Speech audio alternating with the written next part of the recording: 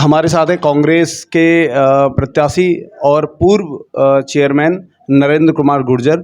उन्हीं से जानते हैं कि इस बार वो दोबारा चुनावी मैदान में उनका क्या विज़न है कोसी के विकास के लिए और क्या वो पब्लिक को देना चाहते हैं, और पिछली बार उन्होंने किस तरीके से पब्लिक की मदद की और किस तरीके से विकास किया। सर, बहुत बहुत स्वागत है हमारे चैनल पे। बहुत बहुत धन्यवाद आपका और नमस्कार।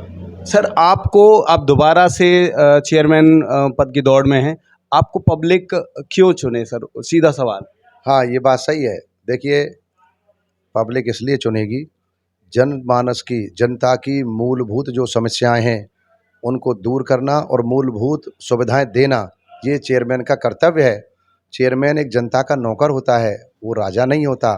मैं उसे प्रथम व्यक्ति नहीं मानता, उसे प्रथम सेवक मानता हूँ। पिछले कार्यकाल में जब मैं पहले चुनाव लड़ा तो हार गया, दूसरे में मैंने जनता से पुकार की और देवतुल्य जनता ने मुझको दोबारा चुन दिया। और चुनने के बाद जहाँ ज़रूरतमंद लोग थे, गरीब थे, दबे कुचले, मध्यम वर्गीय और चाहे बाज़ार में जहाँ काम की ज़रूरत थी वहाँ मैंने काम किया। आपको पता है, मैंने पानी की टंकी बनाई, जहाँ 70 साल 60 साल से मुस्लिम भाइयों में पानी नहीं था, लोग खरीद के पीते थे भैंसों के लिए, क्योंकि किसान इलाका है और खेती के लिए, तमाम चीज़ों के लिए पैसा चाहिए। आज फुलवाड़ी, पेड़ लगाना या घरों में पानी पीना या टंकियों में पानी भरना, शौचालय में भरना, कौन खरीद के पीता? वो पानी माफियाओं ने तंग कर रखा था। 400 रुपये महीने लेते थे और 8,000 सिक्योरिटी। मैं बहुत खुश हूँ आज इस बात में कि 95% जनता को मैंने पानी दे दिया और जनता इसीलिए मुझे आशीर्वाद दे रही है। मेरे साथ तो कोई बड़ा नेता भी नहीं है, उसके बाद भी जनता मेरे साथ है। आपने मेरे कार्यालय का उद्घाटन देखा, मैंने फ़ोन से ही निवेदन किया। मेरे कार्यालय में कई हज़ार की भीड़ थी, आपने देखा होगा। तो मुझे लगता है कि मैं सही ट्रैक पे चल रहा हूँ। पिछले कार्यकाल में पानी की टंकी के साथ में लड़कियों के स्कूल का जीर्णोद्धार कराया, शिक्षा पर विशेष ध्यान दिया। जब मैं आया था 400 बेटियां थी, 8 टीचर थे। फिर मैंने अध्याचन भेजे, 18 टीचर हो गए और 9 से बेटियां हो गईं। कॉलेज के लिए भीख मांगी, नगर पालिका से शौचालय बनवाए। फिर उसके जीर्णोद्धार के लिए तमाम एक शुरुआत मैंने की। एक मुस्लिम भाई थे मिस्त्री, उन्होंने 15 से 20 कट्टे दिए। मैंने कहा कमाल है। उसके बाद मैं सबसे मांगता गया, जिसमें काफ़ी लोग हैं, थोड़ी थोड़ी मदद मेरी की। एक जिलाधिकारी आए थे, उन्होंने भी मदद की। और साथ में जो नारायण सेठ जी हैं उनके पास गया, नारायण सेठ जी के मैंने चरण छुए।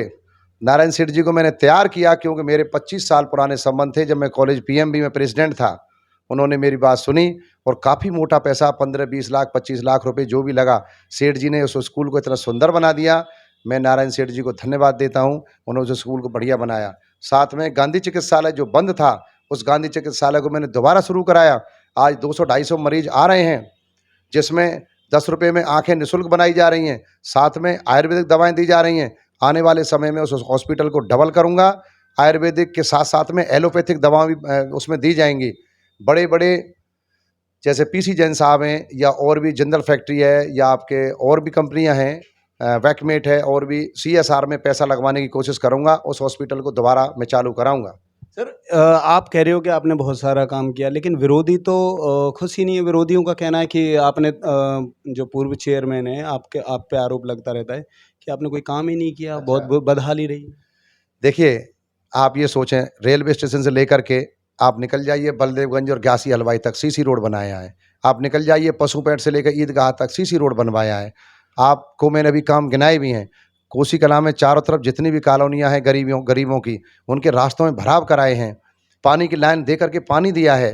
लड़कियों का स्कूल सब बता ही दिया। गांधी चिकित्सालय, क्या ये काम नहीं है? देखिए, विरोधी करेगा तभी तो पक्ष विपक्ष है। एक सुंदर व्यवस्था हमारे संविधान में है कि विपक्षी तो यही कहते हैं कि काम हुआ नहीं, लेकिन मैंने काम बहुत किया है। आपके सामने जो लिंक रोड है, यही मेरे शासनकाल में बनी है। जो 2 सड़क बची हैं मुस्लिम भाइयों के एरिया में, उसका टेंडर कर चुका हूँ। मेरे चुनाव पे मैं जीतूँ या कोई और भी जीते, जो भी है ईश्वर करेगा, जो अच्छा करेगा, लेकिन मैं जीत रहा हूँ। मैं सीट पे बैठते ही 13 तारीख के बाद में उसका टेंडर जो लागू कर दूंगा और वर्क ऑर्डर जारी करूंगा। वो सड़क जारी हो जाएगी, जिसमें मूत गली भी है 22 लाख रुपए की, 39 लाख रुपए की वो सड़क है नकाशे वाली। विरोधी बोलेंगे, आप एक बात सोचें, संकट के समय जो संग दे वही समाज सेवी नेता होता है। जब कोरोना आया था, मेरे 5 वर्ष के कार्यकाल में 2 साल तो कोरोना में निकल गए, क्योंकि जो भी ग्रांट आई उसका वेतन बांटने के आदेश थे। जस्ट लाइक ए चेयरमैन शून्य था, केवल वेतन पे साइन होते थे। मैंने कोरोना काल में 2 महीने 10 दिन खूब राशन बांटा, खाना भी दिया और घोषणा भी कर दी कि पूरे नगर में किसी को भूखा नहीं सोने दूंगा। मुझे कोरोना हुआ, मेरी पत्नी को कोरोना हुआ, मेरी बेटी को कोरोना हुआ, हम बड़ी मुश्किल से बचे, लेकिन मैं सेवा से नहीं हटा। क्योंकि ज़िंदगी में याद रखें, मेरा ये मानना है, ज़िंदगी फिर ना मिलेगी दोबारा, अपने लिए जिए तो क्या जिए। मैंने खूब सेवा की, मैं संतुष्ट हूँ। सर, समाज में आपने सेवा की और आपका कहना है कि विकास कार्य भी बहुत किए। पार्टी के लिए भी आपने बहुत कुछ किया। बाकी पार्टी से आप अलग हो गए, आपको अलग कर दिया। अब आप कांग्रेस से हैं। देखिए ऐसा है, मैं बहुजन समाज पार्टी से लड़ा। आपको ये मालूम है कि जाटव समाज में पिछले 30 साल से और मेरा बहुत प्यार है, क्योंकि वो बहुजन समाज पार्टी के मेन कार्यकर्ता हैं और भी हैं सब समाज, लेकिन उनसे खास कर रहा। बहुजन समाज पार्टी में मुझको यानी एक धोखाधड़ी से निकाला गया और इस तरह निकाला गया क्योंकि सबको ये डर है कि आने वाला नेता भी बन सकता है बड़ा। आप ये देखिए, लास्ट तक बहन जी कहती रहीं कि नरेंद्र को ही खड़ा करना है, लेकिन मेरे फ़ोटो, वीडियो जो उल्टे-सीधे दिखाए गए, जो गलतियाँ हुई उसकी पहले ही सॉरी हो गई थी, कोई एक उसकी क्या नाम है, चुनाव प्रचार की। लेकिन मुझे साजिशन बसपा से निकाला, तो मेरे विपक्षी जो बड़े नेता हैं, विपक्षी क्या कहूँगा, मेरे पिता समान हैं, मैं गलत तो बोलता ही नहीं। उन्होंने सोचा कि इसको ध्वस्त कर दिया, लेकिन उसके बाद मैं लोकदल में गया। आदरणीय जैन जी से बात हुई, मुझे खतौली बुलाया गया। खतौली में मुझे ये वादा किया गया कि हम आपको लोकदल की टिकट देंगे। फिर बड़े नेताओं में खलबली मची गई, तो लोकदल से भी जीत रहा है। फिर मुझे लोकदल से बाहर निकलवाया गया। वहाँ उन्होंने शर्तें रख दी, तमाम जैन जी को घेरा। लोकदल से निकाल के फिर मैंने सोचा चुनाव इसलिए भी लड़ना है क्योंकि मुझे स्टेडियम की ज़मीन बचानी है। फिर मैं आ गया कांग्रेस में। कांग्रेस से मुझे टिकट मिली। तारीफ देखिए कि कांग्रेस से जब टिकट मिली, पर्चा भरने गया, पर्चा कैंसिल कराने की तैयारी करा दी। अदेय प्रमाण पत्र जो मुझे दिया गया नगर पालिका में, फिर ईओ ने उसको नोटिस दिया कि आपने अदेय प्रमाण पत्र कैसे दे दिया टीएस को और सूरजपाल को। मुझे बताया गया कि नोटिस दिया है कि अदेय प्रमाण पत्र कैंसिल करो, जिससे मेरा पर्चा कैंसिल हो। मैंने कहा मेरे पास तो कोई दे नहीं है बकाया। बोले साहब दबाव बनाया जा रहा है। उसको पर्चे को कैंसिल कराने के लिए एक बड़े नेता का परिवारीजन छाता में अड़ा रहा। मैंने आदरणीय जो हमारी एसडीएम है, जो परिवारी थी प्रीति जैन, जो आई हैं बेचारी, उनसे मैंने निवेदन किया कि मैडम मेरे पास कोई देय नहीं है, अदेय प्रमाण पत्र है, मेरा पर्चा कैंसिल ना हो जाए। उन्होंने कहा कि हम बैठे हैं, कोई दिक्कत नहीं आएगी। उसके बाद मेरा पर्चा बड़ी मुश्किल से विदिन 20 मिनट में मैंने फटाफट अपनी पत्नी का पास कराया पहले, क्योंकि 2 पर्चे भरे थे। जब तक मेरा सिंबल आ गया, तो मुझको असल में चुनाव लड़ने से ही रोका जा रहा है। मुझको रोकने की कोशिश की जा रही है, क्योंकि उन्हें पता है नरेंद्र जीतेगा, स्टेडियम की ज़मीन की सुरक्षा करेगा, नगर पालिका की ज़मीनों की सुरक्षा करेगा। क्योंकि मैं 5 साल चेयरमैन रहा, यदि मैंने कोई भी ज़मीन घेरी हो, किसी पे कब्जा किया हो, किसी के साथ में कोई बदतमीजी करी हो, तो मैं चुनाव छोड़ दूंगा। अगर कोई भूमाफिया ये बता दे कि यहाँ पे ज़मीन घेरी है, लेकिन मैंने भूमाफिया और पानी माफियाओं के खिलाफ कार्रवाई जरूर की है, उनमें हलचल मची है। नरेंद्र आएगा तो फिर कार्रवाई करेगा। विरोधी आप पे ही इस शब्द को लेकर आरोप लगाते रहते हैं। आपके नाम के पीछे ये शब्द को जोड़ते हैं। हाँ, वो कारण है। विरोधी इसलिए लगाते हैं कि उनको पता है कि ये ताकत है, ताकत का विरोध होता है। गरीब जनताओं का नेता है ये। गरीब दबे कुचले बीच के जो मध्यम वर्गीय हैं, वो जानते हैं कि उनका नेता है, इसको रोकना जरूरी है। ये उठता हुआ बच्चा है। आज मैं एक बात बता दूं, नरेंद्र के अंदर बहुत अच्छा जुनून है, बहुत अच्छा इंजन है। मैंने जनता से कहा था तेल आप भरो, यानी वोट दो, हाथ के पंजे पे मोहर लगाओ। जन सुविधाओं के साथ साथ जमीनें बचाने का काम, नगर पालिका महाराजा सूरजमल स्टेडियम को बचाने का काम, और भी जो जमीनें हैं उन सबको बचाने का काम नरेंद्र करेगा। सर, वो ज़मीन तो ऑलरेडी जब डॉक्यूमेंटेशन हो गया, सारी चीज़ हो गई, डॉक्यूमेंट भी उन्हीं के हैं, तो फिर उसमें बचाने और दबाने की कहाँ बात रह गई? हाँ, हम बताते हैं। ऐसा है, 1982 84 में 83 में एक बार और कब्जा करने की कोशिश की थी, क्योंकि 100 साल पुरानी ज़मीन है। अंग्रेज कलेक्टर हुआ करते थे, उन्होंने स्टेडियम के लिए ये ज़मीन भूखंड दिए थे। लगभग ये 15-16 एकड़ ज़मीन थी, लेकिन नगर पालिका स्टेडियम के नाम 3.5 एकड़ ज़मीन है। जब एसडीएम फिर भार था कोसी कलां में 84 में, उन्होंने इसको प्रपोजल बना के भेजा स्टेडियम के लिए, डीएम साहब ने उसको पास कर दिया। आप ये देखिए कि 84 में ही जो लोग घेर रहे थे उनको गैंगस्टर में बंद करके तत्कालीन डीएम साहब ने जेल भेजा। आप समझ रहे हैं, एक डीएम कार्रवाई कर रहा है जगह बचाने को, दूसरे अब जो अधिकारी हैं उन्होंने मिल करके यानी खेवटों के आधार पर, जो खेवटें पहले ही खत्म हो गई, उनके परिवारीजनों ने, दादा पिताजियों ने पहले ही उसका मुआवजा ले लिया। आप ये देखिए उसको दखलनामा दे दिया, और लेकिन वो जगह किसी वजह से कुछ म्यूटेशन चढ़ नहीं पाए कुछ, तो उसका मतलब ये नहीं है कि ज़मीन उनकी हो जाएगी। उन्होंने खेवट के आधार पर फर्जी रजिस्ट्री कराई। फर्जी रजिस्ट्री करा करके जब मुझे पता चला, मैं हाई कोर्ट गया। वो मैटर सबके संज्ञान में है सर, वहाँ तक आप कोर्ट जाने तक, लेकिन अब क्या स्ट्रेटेजी अपनाएं, अब क्या अपनाएंगे सर कि जिससे कि ज़मीनें बच जाए? क्योंकि ऐसा है, हाई कोर्ट ने काउंटर मांगा है। हाई कोर्ट ने जो काउंटर मांगा है वो काउंटर ही मेन चीज़ है, यानी साक्ष्य मांगा है ज़मीन तुम्हारी कैसे। नगर पालिका परिषद में अगर मैं चेयरमैन बना तो मैं काउंटर सही भेजूंगा कि ज़मीन हमारी इस तरह है, लेकिन अगर बीजेपी का चेयरमैन जो इस समय रबर स्टाम्प है अगर वो बनेगा तो 100% काउंटर गलत जाएगा, और काउंटर जब गलत जाएगा हाई कोर्ट में, उसके आधार पर ज़मीन वो घेर लेंगे उसको। सर विरोधी कहते हैं कि भूमाफिया तो चेयरमैन है। हाँ, ये तो कह सकते हैं, लेकिन भूमाफिया जब हम कोई काम ही नहीं करते, हमने कोई ज़मीनों का ऐसा काम ही नहीं किया। अच्छा ये बताएं, मैं तो सबूत के साथ बता रहा हूँ आपको, कितनी ज़मीनें बताऊँ। अजीजपुर में ज़मीन घेरी, बरसाने में ज़मीन घेरी, अभी एक पंडित जी की ज़मीन पे मिट्टी डाल दी।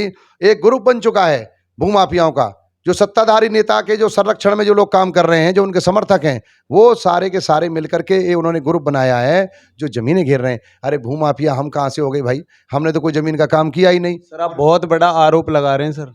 देखिए एक बात बताएं, इस समय 4-5 ज़मीनें हैं जिन पे कब्जे हो रहे हैं। हम अपनी नगरपालिका ज़मीन की बात करेंगे, हमें ये मालूम है कि अगर नरेंद्र ने कोई भी ज़मीन भूमाफियापने में की है तो मैं चुनाव छोड़ दूंगा। आप एक भी ज़मीन बता दीजिए मुझे। सर एक और सवाल उठता है कि आप सामाजिक समरसता को आपने बिगाड़ दिया, ये आरोप बहुत जबरदस्त तरीके से लगाया जाता है आपके साथ। सामाजिक समरसता, भाईचारा तो सरकार बिगाड़ रही है। इतनी बड़ी उत्तर प्रदेश सरकार में नफरत भरी जा रही है। आपने ये नहीं देखा है कि मैं छोटा सा नेता हूँ, मैं क्या सामाजिक समरसता बिगाड़ूंगा। आज हिंदू मुसलमान की राजनीति हो रही है, मंदिर मस्जिद की हो रही है। आज जन समस्याओं को सड़क में, बिजली में, पानी में, रोजगार में, शिक्षा में, स्वास्थ्य में, इसकी बात नहीं होती। महंगाई बढ़ रही है और नफरत पैदा की जा रही है। मैं तो एक छोटा सा नेता हूँ, मैं क्या समरसता बिगाड़ूंगा। नहीं सर, एक ये आता है निकल के कि नरेंद्र कुमार ने पिछली बार भी मतलब एक वैश्य और उनको लेके अलग से टिप्पणी भी कोई की थी कोई? कभी नहीं। वो टिप्पणी कोई भी दिखा दें हम मान जाएंगे। वैश्य भाइयों के साथ मैं व्यापार कर रहा हूँ, मेरे चुनाव में वैश्य भाई हैं, जैन समाज से लेकर के वैश्य भाइयों ने पिछली बार मुझे वोट दी। ऐसा है, जो आदमी अगर कामयाब नहीं होता है तो फिर वो बदनाम करने लगता है। मेरे लिए पूरा शहर देवतुल्य जनता है। मेरे लिए चाहे वो वैश्य हों या मेरे लिए एक आम दूसरे नागरिक हों, सब मेरे लिए पूजा के योग्य हैं। जितने भी वैश्य मेरे नगरपालिका चेयरमैन बनने समय आए, मैंने बुजुर्ग लोगों के सबके पैर छुए, उनका काम किया। लेकिन विरोधी आदमी तो उड़ा सकता है, उसमें मैं क्या कर सकता हूँ। पूरा शहर हमारा है, लेकिन गलत कार्य के खिलाफ मैं हूँ। मुझे पता है मेरी जान जोखिम में है। मैंने सुरक्षा कई बार मांगी है, लेकिन मुझे सुरक्षा नहीं दी जाती। आज आप देखते हैं जो लोग असंवैधानिक पदों पे, संवैधानिक पदों पे भी नहीं है, उनको सुरक्षा दी जा रही है, क्योंकि सत्ता का भाई घमंड है। लेकिन एक मुझे देखिए, मैं अपनी सुरक्षा मांगता हूँ तो मुझे आज तक सुरक्षा नहीं दी गई। जबकि सर एक सवाल और उठता है कि या ये भी आरोप लगता है कि आप तुष्टीकरण के तहत विकास कार्य करते हैं। नहीं नहीं, ऐसा नहीं है। अगर तुष्टीकरण के तहत मैं कार्य करता तो आप ये देखिए, रेलवे स्टेशन से लेकर के और पूरा मेन रोड बनाया है बाजार का। मैंने आर नगर में सड़क बनाई है जैन साहब की, मैंने स्टेट बैंक वाली सड़क बनाई है।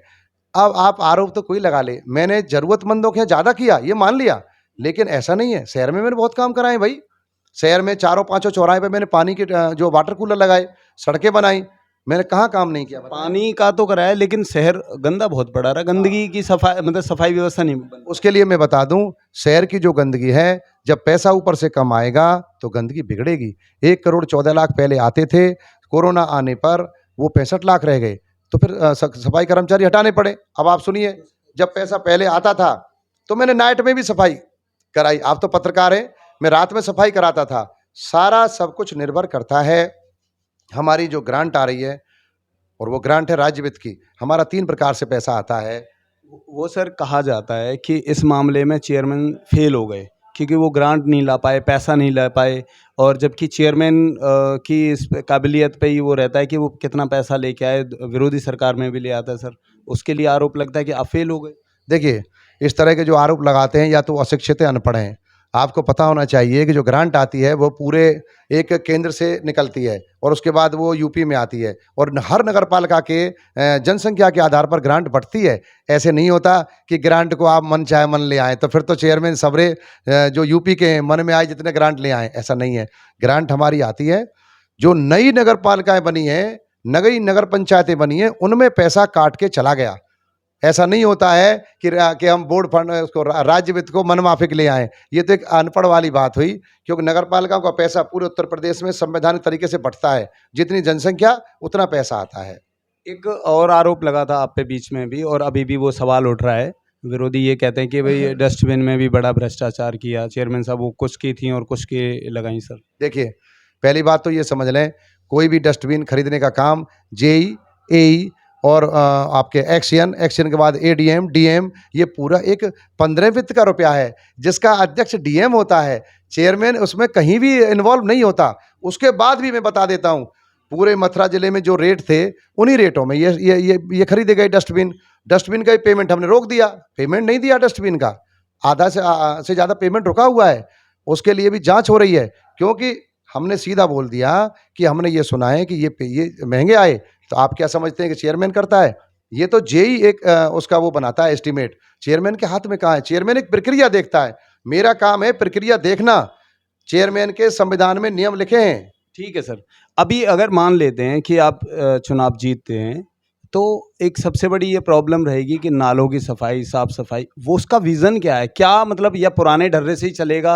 लोग कैसे मान लें कि उस समस्या से निजात चेयरमैन साहब अगर आप जीतते हैं बात दोबारा, तो कैसे दिला पाओगे? मतलब संक्षिप्त में। आपने सही क्वेश्चन किया, बहुत अच्छा सवाल है। मैं चेयरमैन अगर बनता हूँ, जनता बनाती है, तो सबसे पहले मैं नाला सफाई करूँगा। साइफन पर मैंने 10 लाख रुपए की मोटर लगवाई है, वो चालू होगी। वहीं से सफाई होती आएगी। जो नाला, पूरे नाले पहले मैं दीवार कर, जो मैंने पीछे है, मैंने से लेकर लाइन तक पूरा नाला मैंने बना दिया है। उसको मैंने दीवारें खड़ी कर दी हैं। सेम पूरा नाला बनाऊंगा, और कि सबसे पहले नाला साफ होगा, नाले ही बनेंगे, और काफ़ी नाले बनाने हैं। पानी का जो आउटगोइंग है, उसका कारण हम बता दें। इनको तो किसी को ज़्यादा नॉलेज, मैं पहले ही कह रहा हूँ, जो काम करेगा उसे नॉलेज होगी। जो नीचे काम करेगा, जैसे कोई सुनार का है, लोहे वाला, उसको नॉलेज होगी। मैंने चेयरमैनी का काम किया तो नॉलेज है। साइफन की मोटर चालू रखनी पड़ेगी, पानी को लिफ्ट पड़ेगा, लिफ्ट करके ही जाएगा, क्योंकि अगर पानी को डायरेक्ट भेजते हैं तो नहर का जो नहीं है वो उसमें से फूट करके वापस आता है और पानी खड़ा रहता है। चेयरमैन साहब, एक चीज़ कि अगर ये माना जाए कि बीएसपी, कांग्रेस, भाजपा, लोकदल, आप किस पार्टी से आप अपना मतलब आमना-सामना मानते हैं? अरे भाई, सबको मालूम है। देखिए, टक्कर में सब अपने रहते हैं। मैं किसी को छोटा नहीं मानता। मेरी आदत है कि कोशिश करो। मेरी टक्कर सिर्फ भाजपा से है और किसी से नहीं है। हालांकि और भी लोग मेरे भाई हैं, यहीं के नागरिक हैं, लेकिन टक्कर सिर्फ मेरी भाजपा की है। आप एक बात बताइए, मैं आपको एक चीज़ बता, मेरा गठजोड़ बहुत है। उस गठजोड़ में कहीं भी दरार हो तो चुनाव छोड़ देगा नरेंद्र। आपको बता रहा हूँ, 12,000 मुस्लिम वोट है इस समय, 8,000 कमला नगर की, आप 10,700 वार्ड नंबर 19 और वार्ड 5 में 5 जाटव में डाल के दिखाइए कितना मजबूत है इस में। मैंने किया उनकी कॉलोनी में करके, आप बैंक कॉलोनी आपके बठेन गेट आपके इधर आ जाइए, कॉलोनी अग्रवाल, कुल मिला के आप जीत रहे हैं। सभी समाज का बोला है मुझे। धनगर समाज ने जान अड़ा रखी है, समाज पूरा दे दी। विश्वास समाज में मैंने सड़क बना, पानी दिया है। आपके जो ज्योतिबा फुले मंदिर है, वहाँ टाइल लगाई है, ज्योतिबा फुले मार्ग रखा है, और द्वार के लिए मैं कह के आया हूँ। पूरा चौधरी समाज काम किए, जो आप जो बोर्ड में पास किया था। सर, चेयरमैन कहीं ऐसा तो नहीं उन्हें सब काम याद दिला के एहसान तले दबाना चाह रही? नहीं, एहसान तो ये है कि मैंने एक होता है। मैं तो उनको इसलिए कह रहा हूँ कि जो मेरे साथ रहे 100% में हूँ। आप बताओ, मेरे क्वेश्चन चाहिए आप हुए हैं, जाटव समाज गुमराह करने जाते हैं बीएसपी से हटने के बाद भी, क्योंकि तुम्हें पता है मैं बीएसपी का पक्का करता रहा हूँ और करता हूँ। मुझे धोखे से निकाला गया। आज में हूँ, एक भी वोटर मेरा हट नहीं रहा है। कमला नगर में चले जाइए, कमला नगर में हमारा दिल है, सब जानते हैं। मेरी पत्नी ने सख्त सेवा की है, तमाम सड़कें बनाई हैं, एक भी घर ऐसा नहीं है पानी ना हो नगर में। भाई 95% जगह में पानी दे चुका हूँ। भी मुझे वोट दे रहा है, भारी कॉलोनी जिनके छू जो विषय है, ये मैं मानता हूँ। थोड़ा जातिवाद ज़्यादा नहीं चलता है, सेवा भी बहुत बड़ा काम करती है। अब आप देखिए, क्या इस चुनाव में कितने परसेंटेज पे जातिगत आंकड़े की आप बात करें, जैसे क्या क्या मतलब हावी है?